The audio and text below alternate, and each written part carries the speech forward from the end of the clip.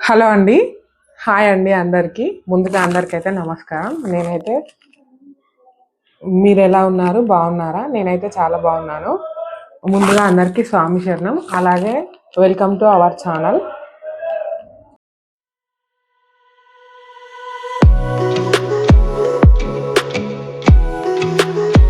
మా స్వామి ఈ రోజుకి స్వామి అయ్యప్ప స్వామి దీక్ష తీసుకొని 36 రోజులైతే అయిందనమాట. ఈ నెల 17వ తారీఖున మా స్వామికి ఇరుముడి కూడా ఉంది. అందుకని నేనైతే ఈరోజు మా స్వామి వారికి భిక్ష అనేది ఇంట్లోనే పెట్టుకున్నాను. నేను భిక్ష ఏమేమి చేశాను, వంటలు ఏమేమి చేశాను, ఎలా పెట్టాను, ఎలా వడ్డించాను అనేది ఈ వీడియోలో మీకు చూపించబోతున్నాను.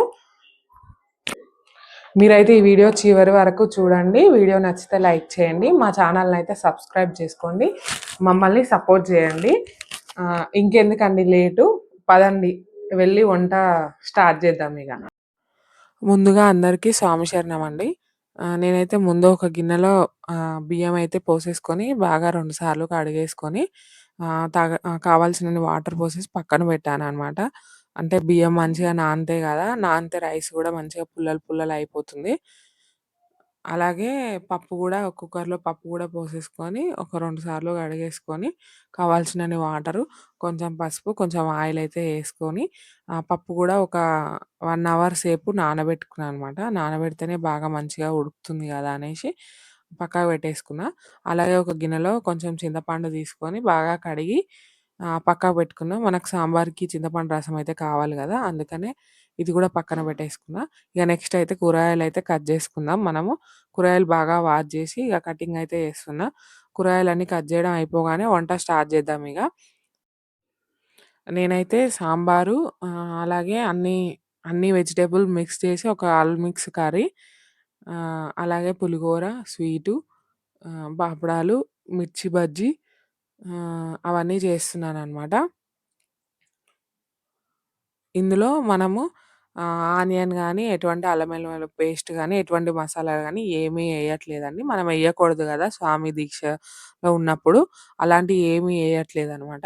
అవన్నీ ఎయకున్నా అన్ని కర్రీస్ గానీ, సాంబార్ గానీ చాలా బాగా అయితదనమాట. చాలా బావుంటది. మనం భక్తితో చేస్తాం గదా! భక్తితో, భయంతో చేస్తాం గాబట్టికి అది మంచిగా అయితది. మంచిగుంటది.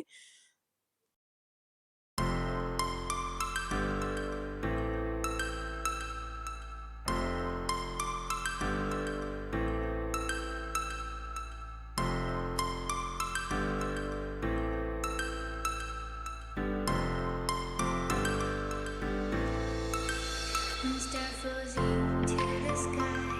The summer was alive, going down. కూరగాయలన్నీ కట్ చేసుకొని పక్కనైతే పెట్టేసుకున్నాననమాట. నెక్స్ట్ అయితే మిర్చి బజ్జీ కోసం పిండైతే కలుపుకుంటున్నా అనమాట. శనగపిండి, కొంచెం బియ్యపిండి ఏసి, కొంచెం ఓమ, సాల్ట్ గూడా, అలాగే కొంచెం సోడా ఏసి బాగా కలిపేసుకొని పక్కనైతే పెట్టుకున్నా. కూరగాయలైతే అన్నీ కట్ చేసుకున్నాను. ఇది సాంబార్‌కి అలాగే కర్రీకి. ఇక వంటైతే స్టార్ట్ చేద్దాం.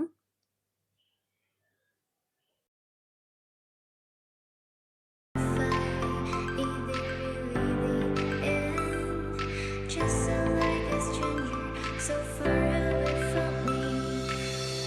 You said you're running for me, but I managed for our story. Baby, don't be sorry for me, gonna just perfect story. You said you're running for me, but I managed for our story.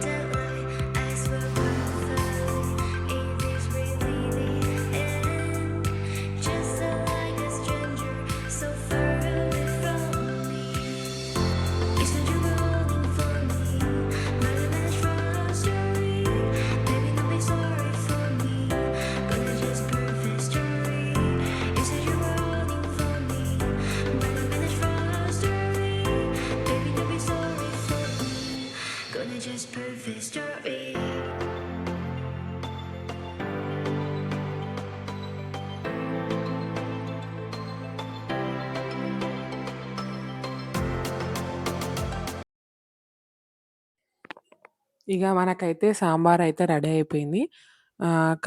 Curry గూడా almost అయిపోయినట్టే. ఇగ సాంబార్‌లో last కొంచెం కొత్తిమీర యేసుకొని, బాగా కలిపేసుకొని, కొంచెం వేడి జేసి ఆఫ్ జేయాలి. ఇగ సాంబారయితే సూపరుంటది. అలాగే కర్రీ గూడా మనకు అయిపోయిందనమాట. ఇప్పుడైతే మనమైతే రైస్ అయిపోయింది, సాంబార్ అయిపోయింది, కర్రీ అయిపోయింది.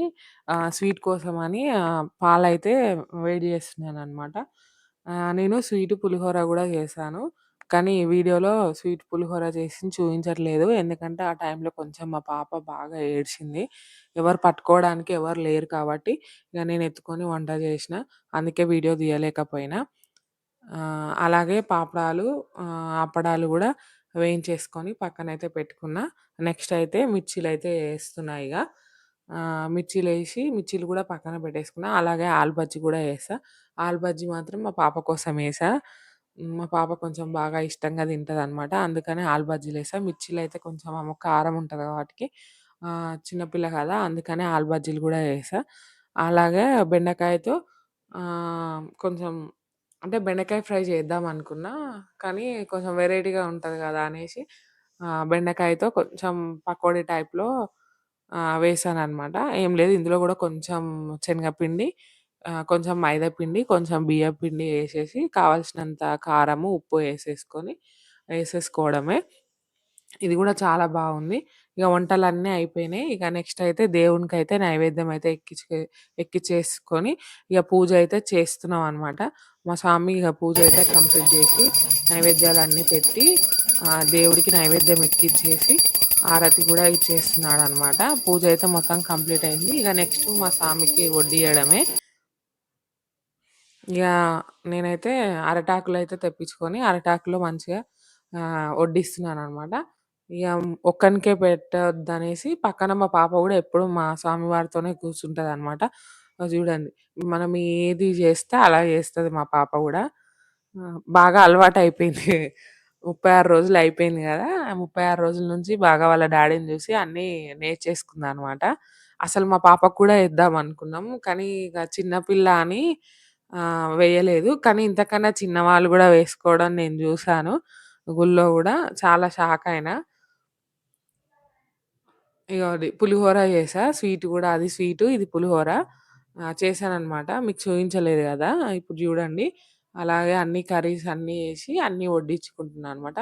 వాళ్ళ నాన్నకేస్తుంటే నాకు గూడా ఇయ్యి అని అంటదనమాట ప్రతి ఒక్కటి. తినడము లేదు, ఏమీ లేదు. ఏమీ తినదు. ఏదో ఆశకు అన్నీ పెట్టించుకుంటదనమాట. ఏదో పెద్ద తినేటామెలాగా. అస్సలు అన్నం అయితే అస్సలు తినదు. వంటలన్నీ బాగా కుదిరాయన్నమాట. మనము భక్తితో, భయంతో జేసినా వాటికి బాగా కుదిరాయి. అలాగే తొందరగా చేశాను. ఎందుకంటే 3 గంటల లోపే పెట్టాలి గదా! స్వాములకు. అందుకని తొందరగా జేశాను. వంటలైతే బాగా ఉన్నాయి. బాగా కుదిరినాయి.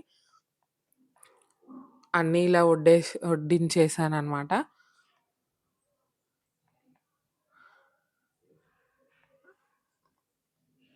ఇగ అన్నీ వడ్డించిన తర్వాత మా సామయితే నీళ్ళు ఆరగించేసి స్వామివారికి నైవేద్యం అనేది చూపిచ్చి, అలాగే నేను స్వామివారికి ఫస్ట్ నైవేద్యం ఎక్కించాను గదా! అది గూడా తెచ్చి కొంచెం కొంచెం అన్నీ వీళ్ళకి గూడా పెట్టాననమాట. అగో చూడండి మా పాప ఎలా మొక్కుతుందో.